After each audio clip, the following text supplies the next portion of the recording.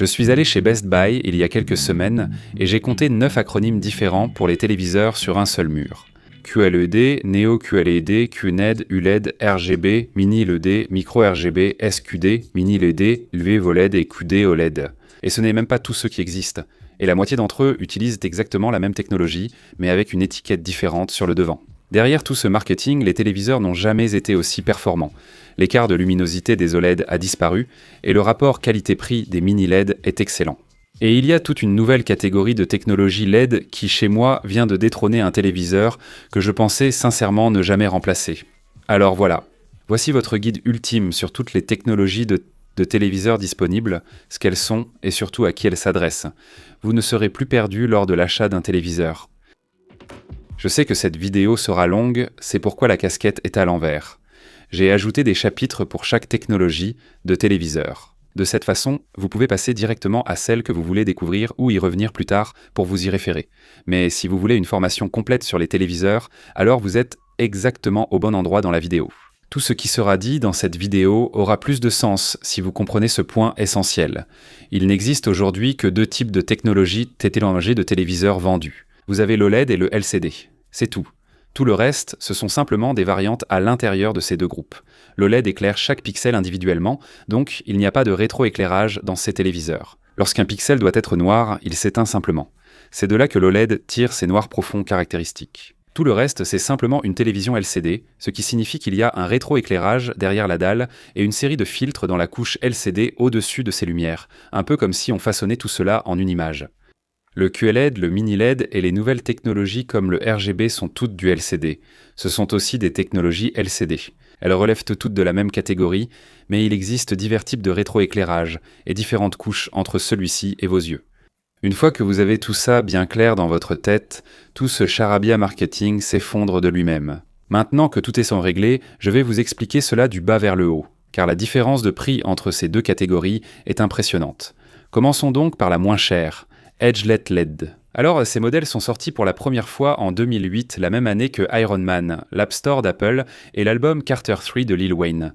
Mais contrairement à ce chef-d'œuvre d'album, les modèles Edgelet, eux, n'ont pas vraiment résisté à l'épreuve du temps. Le nom est très littéral. Les LED sont placés le long du bord du téléviseur et essaient de diffuser la lumière sur tout le panneau. Vous obtenez ainsi des bords très lumineux sur le téléviseur, mais un centre bien plus sombre. Il y a quand même une utilité pour ces téléviseurs, comme dans les garages, les salles de sport ou tout endroit où vous avez juste besoin d'un écran allumé. Mais pour regarder vraiment chez soi, pour moi, c'est non. Le rétroéclairage LED direct est l'étape suivante. Il reprend le même principe, mais les LED sont répartis en grilles derrière tout le panneau, pas seulement sur les bords, offrant une luminosité plus uniforme. C'est un peu comme les vieilles Honda Civic des téléviseurs. Elles sont abordables et elles semblent durer éternellement. Vous verrez ces modèles sous des marques comme Fire TV, Roku TV, de sociétés comme Insignia, Vizio, Hisense et d'autres. Un téléviseur de 65 pouces à rétroéclairage direct coûtera généralement moins de $300 la plupart de l'année si vous le trouvez en promotion. Ils sont parfaits pour des endroits comme une chambre d'amis, une cuisine, un bureau à domicile ou quelque chose comme ça. C'est le strict minimum, juste pour ceux qui veulent un écran, pas pour profiter pleinement de ce qu'ils regardent. Pour ça, il faut prendre une télé QLED avec gradation locale. C'est vraiment un point important ici. C'est là que je commence vraiment à recommander des télés aux gens. QLED, c'est juste un téléviseur LED à points quantiques. En gros, les points quantiques sont des cristaux microscopiques superposés à l'écran qui améliorent la luminosité et la richesse globale des couleurs. Cela ne rend pas forcément les couleurs plus saturées, mais simplement plus riches. Cette technologie apporte une réelle amélioration. Le problème de ces téléviseurs vient surtout du marketing, pas de la technologie. Samsung alterne entre les appellations QLED, Neo QLED et Crystal UHD un peu selon l'humeur du jour. Hisense appelle ça ULED. TCL met simplement QD devant ce qu'ils vont dire, comme QD Mini LED peut-être. Sony appelle ça Triluminos et LG appelle ça QNED. Vous voyez le principe. Tout le monde essaye d'être unique et toi tu restes là, complètement perdu. Pour avoir une excellente télé QLED, assurez-vous qu'elle possède le local dimming, qui divise le rétroéclairage en zones assombries, séparément. Donc si tu regardes une scène de nuit avec une lune très brillante ou quelque chose comme ça, la lune va rester lumineuse pendant que le ciel restera sombre. Plus il y a de zones de local dimming, meilleur sera le contraste entre la partie très lumineuse et la partie très sombre. S'il y a moins de zones, alors tu vas voir une sorte de halo prononcé autour de ces objets lumineux, ce qu'on appelle le blooming. Des modèles comme le TCL Q7, le Hisense U7 et le Samsung Q70, ils se situent tous dans cette gamme à moins de 1000 $ pour un 65 pouces. Et c'est l'un des téléviseurs les plus faciles à recommander de ces dernières années. Maintenant, une fois que tu as dépassé ce que le QLED peut offrir, le prochain saut, c'est le mini LED. Maintenant, les mini LED sont, comme tu t'en doutes, des LED plus petites. Elles sont vraiment beaucoup plus petites. Donc maintenant, des milliers de ces LED sont placés derrière la dalle, au lieu de seulement quelques centaines dans les LED classiques. Avec plus de LED, tu obtiens beaucoup plus de zones de gradation, une meilleure précision et beaucoup moins d'effets de halo. Les niveaux de luminosité augmentent fortement. On parle de 2000 à 5000 nits selon le modèle. Si tu te demandes quel téléviseur choisir pour regarder dehors, par exemple sur une terrasse en plein soleil, afin de bien voir l'image, comme pour un match, il te faut un mini LED, véritable capitaine planète des LED. Il offre luminosité, gradation, contraste, point quantique et HDR. Avec tous ces pouvoirs réunis, tu obtiens des modèles comme le TCL QM8K, le Hisense U8 ou le Samsung QN90F. Il y a quelques années, ce genre de technologie était strictement réservé aux modèles haut de gamme. Il fallait débourser au moins 2500 $ juste pour avoir ce type de technologie. Aujourd'hui, un mini LED de 65 pouces avec ces caractéristiques peut tomber bien en dessous de 1000 € lors d'une bonne promo. Et l'écart entre un bon mini LED et un OLED de milieu de gamme commence à devenir assez faible. Si la pièce reçoit un peu de lumière du soleil, le mini LED est souvent un choix plus judicieux qu'un OLED d'il y a 4 ou 5 ans. D'ailleurs, en parlant d'OLED, passons à ce sujet. On entre ici dans la catégorie des téléviseurs haut de gamme. De nouveaux modèles LCD sont sortis, nous y reviendrons plus tard dans la vidéo. Pour l'instant, parlons de la technologie télé, que les passionnés considèrent comme la reine des téléviseurs. Pour expliquer le fonctionnement des OLED, j'utilise l'analogie du jeu Lumibrit. Chaque pixel agit comme une petite ampoule, pouvant s'allumer, s'éteindre ou varier d'intensité. Il est totalement indépendant des autres pixels. Aucun filtre n'est nécessaire sur le pixel, c'est juste la lumière. Pendant longtemps, c'est justement ce qui a causé la principale faiblesse de l'OLED, la luminosité. Les premiers modèles ne rivalisaient pas avec la luminosité d'un LCD dans une pièce ensoleillée, mais ce n'est plus le cas aujourd'hui. Les nouveaux panneaux atteignent en moyenne entre 1500 et 4500 nits selon le type d'OLED que vous choisissez. Le nouveau problème pour l'OLED, c'est la taille et le prix.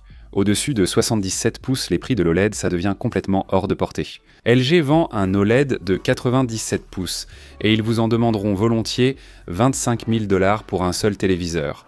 Je pense que le meilleur compromis OLED aujourd'hui, pour la plupart, se situe entre 55 et 77 pouces niveau rapport qualité-prix. Il est aussi important de savoir qu'avec l'OLED, il existe différentes sous-catégories dans cette technologie.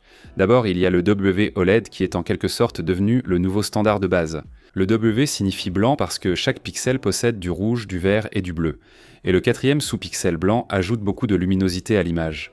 Vous en verrez beaucoup dans la série LGC, la série LGB et la Sony Bravia 8. Ce sont les OLED les moins chers, mais il faut tout de même compter entre 1200 et 2500 $ pour un modèle 65 pouces. Mais il y a une qualité spéciale, indéniable chez les OLED.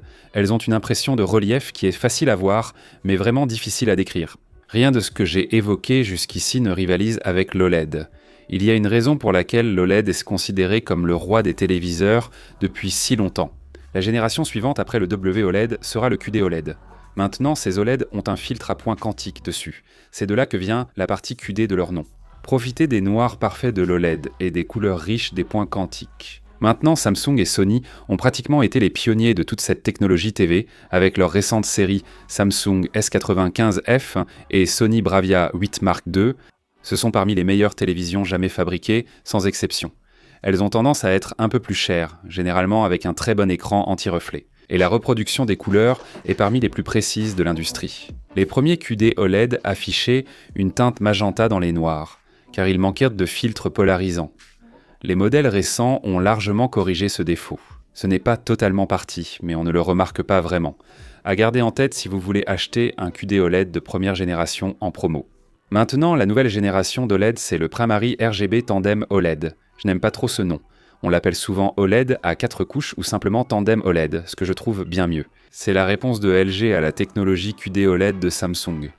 Plutôt que d'ajouter des points quantiques, ils ont empilé 4 couches OLED avec des émetteurs rouges, verts et bleus dans la dalle, permettant à plus de lumière de provenir de l'OLED. Maintenant, ces modèles atteignent en moyenne environ 4500 nits sur ces nouveaux panneaux, ce qui est absolument fou pour une télévision OLED. Le LG G6, le LG W6 Wallpaper, toute cette gamme-là, ce sont tous des téléviseurs OLED tandem. J'ai des opinions assez tranchées sur l'OLED tandem. À mon avis, je pense qu'ils sont tout aussi bons que les QD OLED. Ils sont certainement plus lumineux que les QD OLED, mais en ce qui concerne la qualité d'image, je pense qu'ils sont à peu près équivalents.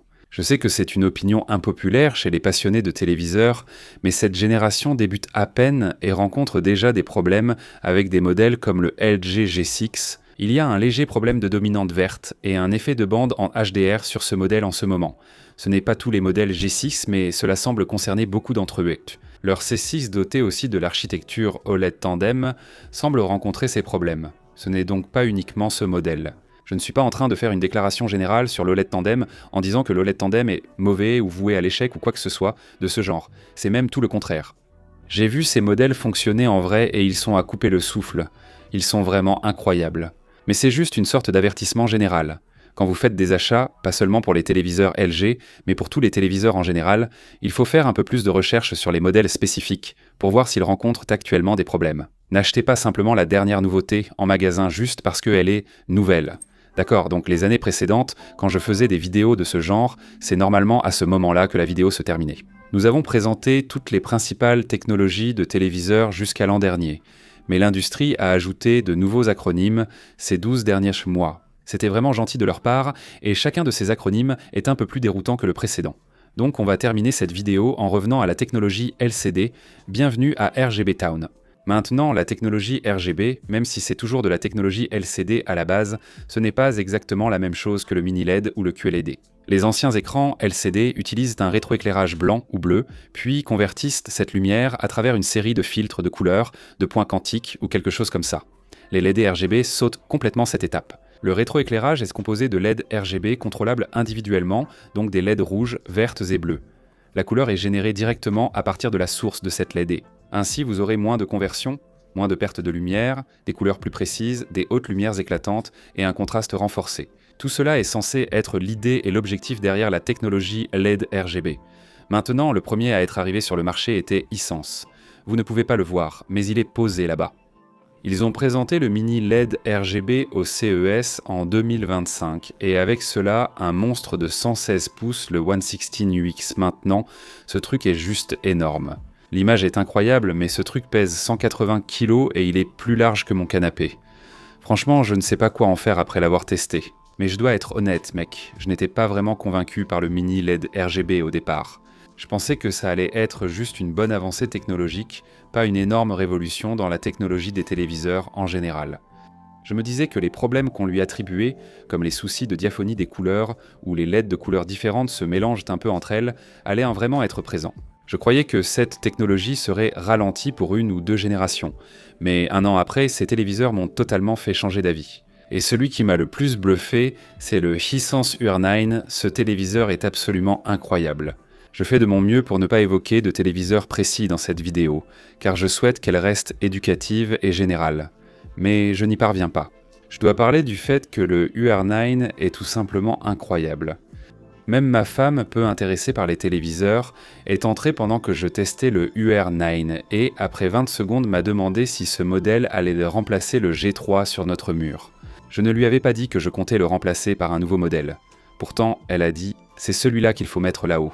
Même elle a vu à quel point ce téléviseur était bon. Quand une personne indifférente au téléviseur est impressionnée par un modèle, c'est qu'il est vraiment exceptionnel. Le seul problème avec ce téléviseur, c'est qu'il commence à 3 500 $ pour un modèle de 65 pouces. Cette nouvelle technologie reste chère, mais bien moins que ce à quoi je m'attendais pour sa 2e année. Surtout quand on sait que le 116 UX de 116 pouces coûtait 30 000 $ lors de sa sortie il y a 1 an. La baisse de prix a donc été impressionnante. Et cela semble être une tendance pour toutes ces nouvelles technologies LED RGB. Si vous voulez un téléviseur qui atteint entre 5 000 et 10 000 nits, sérieusement, ils atteignent 10 000 nits. C'est comme avoir un soleil dans votre salon.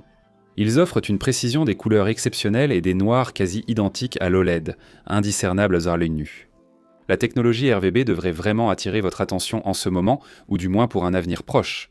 Maintenant, Samsung a aussi sa propre version de cette technologie. Ça s'appelle Micro RGB. Principe similaire, des LED rouges, vertes et bleues contrôlées individuellement pour le rétroéclairage. Mais ici, les LED sont bien plus petites, micro. Ces LED font moins de 100 microns, ce qui est inférieur à l'épaisseur d'un cheveu humain.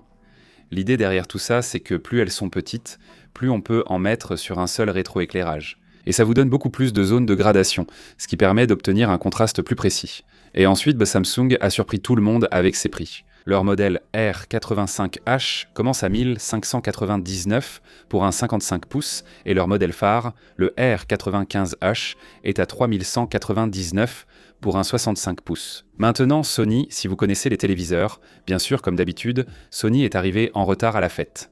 Maintenant, l'entrée de Sony dans le monde du RGB va s'appeler True RGB. Ils ont insisté pour préciser que le nom n'est pas censé être plus authentique que d'autres marques, ou ce que font les autres. Il s'agit de la façon dont le rétroéclairage garde une couleur constante à toutes les luminosités.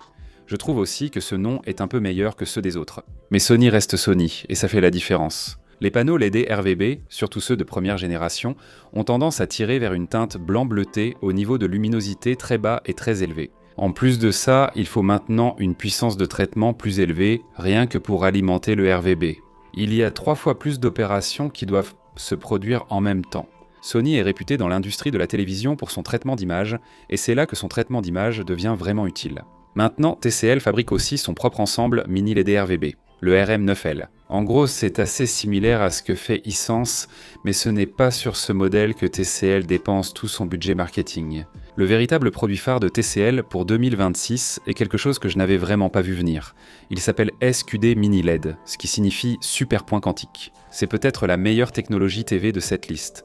Au lieu d'utiliser le RVB, TCL a misé à fond sur les points quantiques et les a rendus beaucoup plus petits. Leurs super points quantiques font environ 5 nanomètres de diamètre. Les points quantiques de standard font environ 60 nanomètres, donc c'est à peu près 12 fois plus petit. Ce niveau de précision permet à un rétroéclairage LED bleu classique de traverser ces nouveaux points quantiques minuscules. Cela réduit la charge sur le processeur tout en offrant plus de zones de gradation locale. Et vous obtenez un meilleur contraste ainsi qu'une luminosité beaucoup plus élevée, jusqu'à 10 000 nits sur leur modèle phare X11L. Ce modèle dispose de 20 000 zones de gradation locale. Les niveaux de noir ressemblent exactement à ceux de l'OLED. Pas juste proches de l'OLED, mais vraiment identiques à l'OLED. Vos yeux ne peuvent littéralement pas faire la différence. C'est la fin du blooming sur les téléviseurs LCD comme on les connaît, c'est vraiment excellent. TCL va maintenant envoyer la version 75 pouces du X11L, la vidéo arrive bientôt. Et j'imagine généralement que ce sera enfin le modèle suffisamment bon pour que je remplace mon OLED G3, mais il faudra voir une fois qu'il sera sorti. Mais je veux être très clair cependant. L'OLED n'est pas mort simplement parce que le SQD est là. Le SQD n'est en aucun cas de quoi enterrer l'OLED. C'est une alternative offrant une expérience similaire avec quelques avantages spécifiques. Le X11L égale l'OLED sur ses anciens points forts et le dépasse en luminosité, volume de couleur et gestion des reflets. L'OLED n'a pas forcément régressé, c'est juste que le LCD a enfin rattrapé son retard. Donc le choix dépend maintenant de votre pièce, pas forcément de la technologie qui est un meilleur. D'accord, ça faisait beaucoup. J'espère que vous êtes restés jusqu'ici, parce que maintenant je vais vraiment vous dire ce que vous devriez acheter en 2026. Maintenant, si vous avez juste besoin d'un écran quelque part, et que ce n'est pas très important, prenez simplement une télé Roku ou Fire TV à rétroéclairage direct. Elle coûte généralement moins de 400 $. Vous trouverez des marques comme Insignia, Vizio, On chez Walmart ou Target. Si ce type de télé vous convient, foncez, elles sont correctes. Si vous voulez une vraie télé pour une utilisation quotidienne sans dépenser une somme folle, alors le QLED avec rétroéclairage par zone, c'est ce qu'il vous faut, mec. Et encore une fois, le TCL Q7, le Hisense U7 ou le Samsung Q70, ce sont tous d'excellentes recommandations pour ça. Si votre pièce est très lumineuse, avec de nombreuses fenêtres et du soleil partout, choisissez simplement un mini LED. C'est une recommandation facile. Des modèles comme le TCL QM8K, le Hisense U8 et le Samsung QN90F vont vous offrir des performances incroyables pour le prix. Maintenant, si la qualité d'image est votre priorité numéro 1 et que votre pièce est très sombre, ou que vous pouvez au moins contrôler l'éclairage, alors le LED sera la meilleure option. Le LG C5 de l'année dernière est une excellente affaire en ce moment parce que le C6 fait baisser les prix. En fait, le C5 était ma meilleure télévision de l'année. Je lui ai décerné ce prix l'année dernière. Alors ne le négligez pas simplement parce qu'il a 1 an. Si vous voulez un QD OLED, alors le Samsung S95F ou le Sony Bravia 8 Mark II, ce sont des modèles incroyables. Cette année, le Samsung S95H est encore meilleur. Le tandem OLED présente encore quelques petits problèmes de jeunesse, mais laissez-lui quelques mois et la plupart seront réglés. Mais si vous voulez la technologie LED la plus intéressante du marché, alors prenez simplement soit le TCL X11L, soit le TCL QM8L. Le Hisense UR9 vaut aussi le coup si vous voulez un très bon mini LED RVB qui a en quelque sorte lancé tout ce mouvement, et prenez le Samsung R95H si vous voulez du micro RVB à un prix étonnamment intéressant. Ou, pour vous sentir comme un vrai élitiste de la télévision, attendez quelques semaines la sortie du Sony True RGB et voyez ce que le traitement d'image fait avec cette technologie. Si vous avez des questions à me poser à n'importe quel moment de votre recherche de téléviseur, n'hésitez pas à les laisser dans les commentaires ci-dessous. Je les consulte régulièrement et discuter avec vous tous, c'est vraiment l'un des meilleurs aspects de tout ça. C'était plutôt sympa. Mais d'ici là, j'espère que tout cela vous a au moins été utile et n'hésitez pas à revoir cette vidéo si besoin. Vous savez, c'est pour ça qu'on a mis les petits repères temporels et tout ça en bas. J'espère que cela vous aidera à trouver le téléviseur parfait sur le long terme, et j'espère que celui que vous choisirez vous accompagnera pendant très longtemps. Merci beaucoup d'avoir regardé et on se retrouve dans la prochaine vidéo.